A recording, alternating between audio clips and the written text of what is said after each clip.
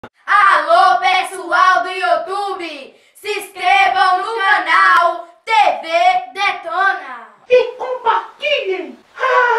Hoje é dia de... Muito bem.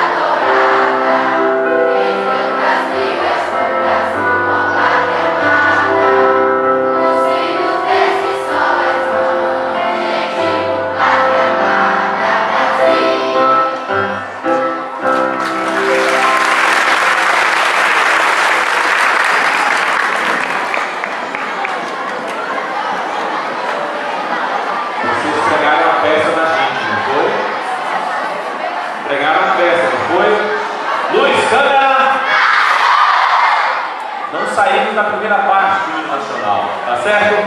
Mas temos que avançar, tá bem? Vamos avançar? Na próxima solenidade quero todos cantando de cor, tá bem? Tá bem? Luz, câmera! Hoje é dia de...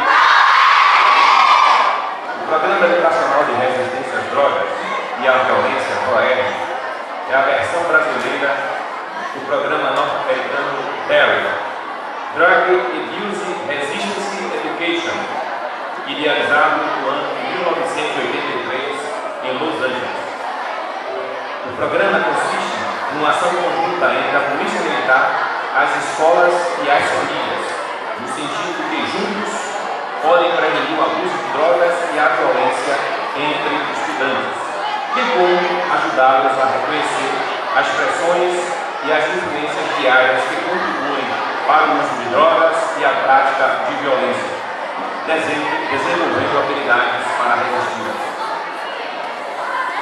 É necessário que a gente diga, que a gente fale para as autoridades, para os pais, professores que aqui estão presentes, prestigiando, os senhores, vocês aqui, quais são os objetivos do PROERD. Eu sei que todos estão agoniados para pegarem suas bicicletas, suas medalhas e seus certificados e comer um pedaço daquele bolo delicioso.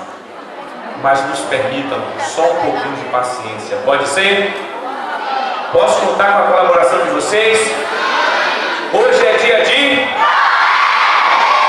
Então eu vou continuar a leitura, tá bem?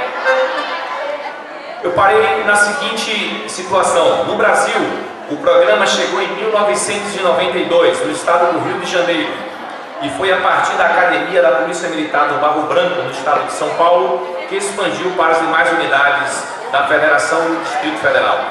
Na Bahia, o PROERD chegou em 1998, ganhando força em 2003, tendo sua institucionalização e estruturação administrativa no ano de 2007. No 16º Batalhão, o PROERD é desenvolvido desde 2010 e já ultrapassa a marca de 3.000 crianças e adolescentes formados na região cisaleira.